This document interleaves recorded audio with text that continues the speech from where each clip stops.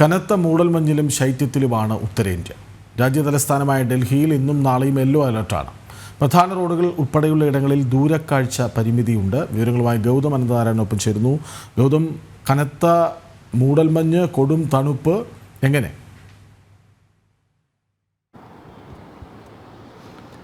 കൃഷ്ണരാജ്, ഡൽഹിയിൽ yellow alert പ്രഖ്യാപിച്ചിരിക്കുകയാണ്. അതായത് മൂടൽമഞ്ഞ് അതിരൂക്ഷമായി തുടരുന്നു. മുൻപ് കഴിഞ്ഞ കുറച്ച് വർഷങ്ങളിലായി ഇത്ര കഠിനമായ ശൈത്യം രാജ്യതലസ്ഥാനത്ത് വന്നിട്ടില്ല എന്ന് തന്നെ വേണം വിശേഷിപ്പിക്കാൻ. ഇത്തവണ തണുപ്പ് വളരെ ശക്തമായുണ്ട്. അതോടൊപ്പം തന്നെ ഇന്നലെയും ഇന്നുമായും റോഡുകളിലും മറ്റും മൂടൽമഞ്ഞ് വന്ന് നമുക്ക് ചുറ്റുമുള്ള കാഴ്ചകൾ കാണാൻ പറ്റാത്ത രീതിയിലേക്ക് രാജ്യതലസ്ഥാനത്തിൻ്റെ ഈ തവണത്തെ ശൈത്യം കടുക്കുകയാണ്. നമുക്ക് ദൃശ്യങ്ങളിൽ കാണാം. ഞാനിപ്പോൾ നിൽക്കുന്ന സ്ഥലത്ത് ഈ റിസർവ് ബാങ്കും അതോടൊപ്പം തന്നെ നീതി ആയോഗ് പോലെയുള്ള വളരെ പ്രധാനപ്പെട്ട നിരവധി കെട്ടിടങ്ങൾ ചുറ്റുമുള്ള സ്ഥലമാണ്. പക്ഷേ അവിടെ ഈ കെട്ടിടങ്ങളൊന്നും തന്നെ, അതായത് നമുക്ക് ചുറ്റുമുള്ള വലിയ കെട്ടിടങ്ങൾ പലതും കാണാൻ പറ്റാത്ത രീതിയിൽ വലിയ തോതിൽ മൂടൽമഞ്ഞ് ശക്തമായിരിക്കുകയാണ്. അതിനാൽ റോഡുകളിലൂടെ വാഹനങ്ങൾ ഓടിക്കുന്നവർക്ക് കർശനമായ നിർദ്ദേശം ഇപ്പോൾ സർക്കാർ സംവിധാനങ്ങൾ നൽകുകയാണ്. കാരണം ഈ മൂടൽമഞ്ഞ് ശക്തമാകുന്ന ഘട്ടത്തിലാണ് പൊതുവെ റോഡ് ആക്സിഡൻറ്റുകൾ വർദ്ധിക്കാറുണ്ട്. ചുറ്റും പോകുന്ന വാഹനങ്ങൾ സംബന്ധിച്ചൊരു ധാരണ നമുക്ക്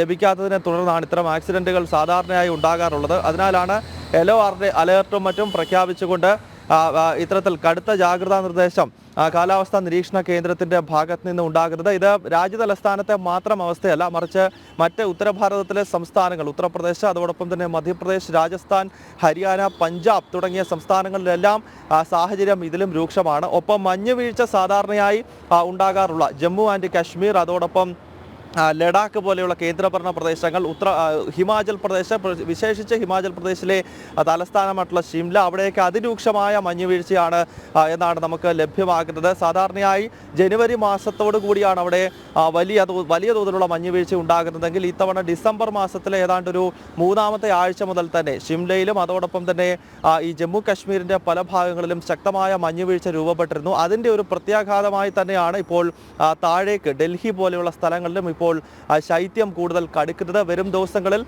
തണുപ്പ് അതിശക്തമാകും എന്നാണ് കാലാവസ്ഥാ നിരീക്ഷണ കേന്ദ്രം അറിയിക്കുന്നത്. നിലവിൽ ഡൽഹിയിലെ താപനില 7 ഡിഗ്രി സെൽഷ്യസ് ആണ്. ഒരുപക്ഷെ ഈ നിലയിൽ പോവുകയാണെങ്കിൽ വരും ദിവസങ്ങളിൽ അതിശൈത്യം രാജ്യതലസ്ഥാനത്ത് ഉൾപ്പെടെ ഉണ്ടാകും എന്ന സന്ദേശമാണ് ഇപ്പോൾ കാലാവസ്ഥാ നിരീക്ഷണ കേന്ദ്രത്തിന്റെ ഭാഗത്ത് നിന്നും ഉണ്ടാകുന്നത്. ശരി.